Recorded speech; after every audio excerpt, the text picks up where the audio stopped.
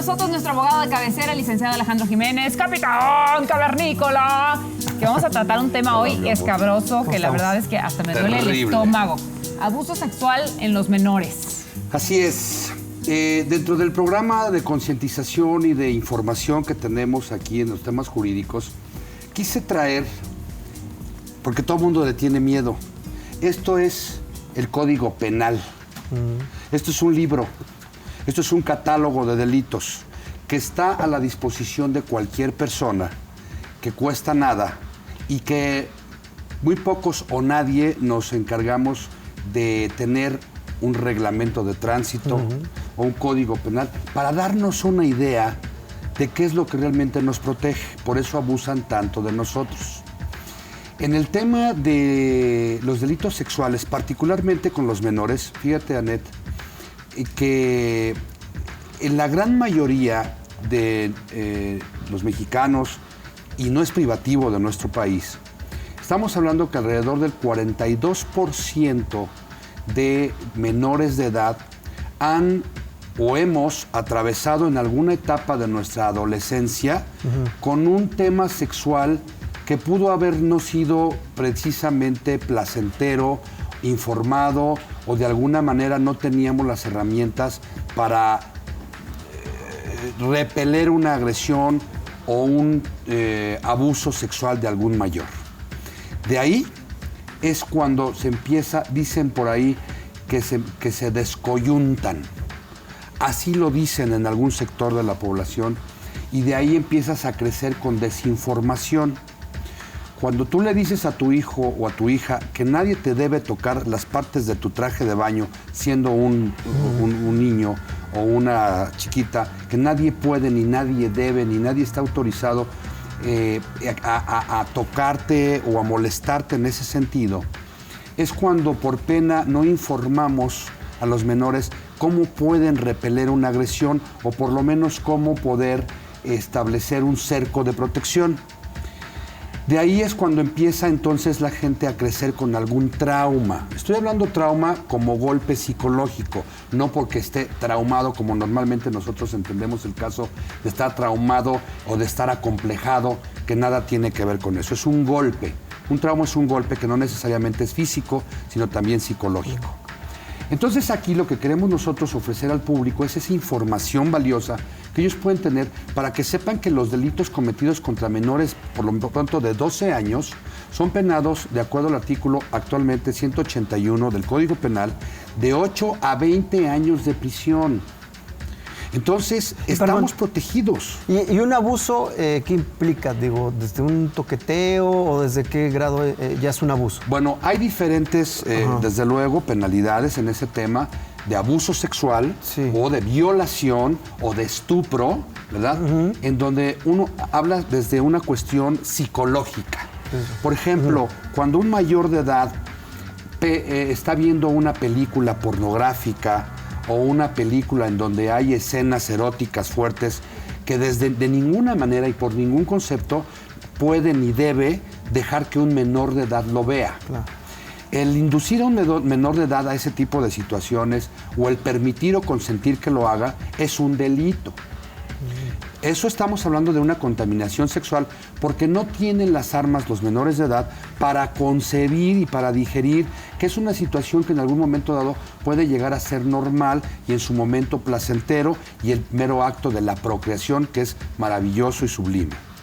Pero aquí el hecho de que un menor, digamos, de 8 años, de 6 años, de 10 años, hasta de 12 años contemplado en la ley, en ese sentido, el hecho de que obtenga esa información desde pequeño te va deformando. Y luego normalmente si fuiste una persona abusada sexualmente o violada, se repiten los patrones porque la información está chueca. Capi, si ya sucedió un abuso a un niño de nuestra familia o a un niño que conozcamos, aparte de matarlo, que es lo primero que se me pasa por la cabeza, ¿qué podemos hacer? Bueno, definitivamente yo siempre implanto y siempre quiero que sepa nuestra comunidad, nuestra sociedad mexicana, que hay mecanismos legales que te protegen. Hablábamos en algunos programas anteriores que antes eran doblemente victimizados porque el hecho simple de denunciar un delito de esa naturaleza es muy penoso.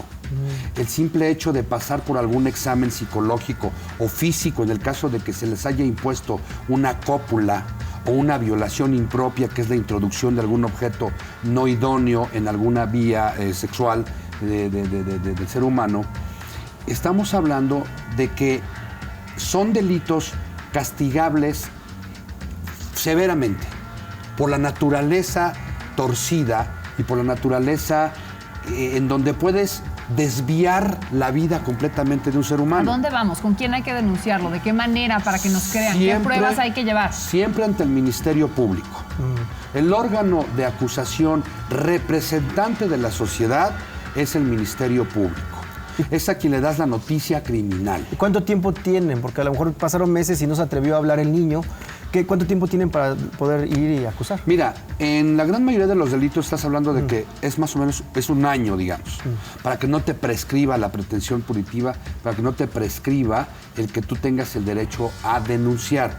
Pero en este tipo de delitos de naturaleza sexual, muchas veces, como no tienes la información o la herramienta y guardas eso muy oculto en tu interior y de alguna manera lo quieres borrar, pueden pasar años antes de que prescriba esa acción. Desde luego que se van desvaneciendo y se van difuminando los elementos de prueba que puedes tener, porque las circunstancias de tiempo, modo y lugar son muy importantes para esos efectos. Y mientras más tiempo pase, es más difícil poderlo probar. Muchas veces se abusa de ese derecho. Mamás que recomiendan que por obtener alguna situación económica o algún beneficio, alguna prebenda, los niños mientan en alguna situación. Pero no es tan fácil manipular este tipo de delitos. ¿Por qué? Porque se aplican una serie de baterías en materia psicológica, específicamente psicológico-sexual, donde son atendidos de manera profesional en la Procuraduría y bajo ciertos protocolos. Entonces, una persona que tocamos este tipo de temas, porque dentro del catálogo de delitos decimos, las leyes mexicanas son una porquería, no sirven. No. Son muy bien estructurados, muy buenos los procedimientos. Donde se tuerce es en las personas que conocen de los delitos, que procuran a veces la justicia o la administran. Pero para eso también hay sistemas de protección y habemos gente, y digo habemos porque nosotros somos incansables en el tema de la denuncia. Si tú no denuncias a un policía corrupto, a un ministerio público corrupto, a un juez corrupto o a un familiar, porque luego viene el tema de que es un familiar, en este caso específico de los delitos sexuales. Familiar o el novio de la mamá, ¿no? El novio de la mamá, que el tío. viola a la hijastra, y eso es terrible porque la mamá, con tal de no perder al novio, defiende al novio y hay unos casos terribles. Aquí la ficción, la realidad supera la ficción. Lamentablemente hemos conocido de casos muy graves en ese sentido. Pero la ley está para protegerlos, créanmelo. Hay sistemas en donde sí la gente dice, recibí justicia. Sí. Lamentablemente tiene uno como abogado que estar atrás de las autoridades presionando, y esto es una invitación nuevamente y una denuncia pública que yo hago como abogado litigante, ¿no? A las autoridades para que realmente puedan recuperar el respeto que les han perdido la sociedad. Estamos, nuevamente refiero, rotos y enojados con las autoridades porque se dejan llevar por lo menos sano, por no decir la corrupción.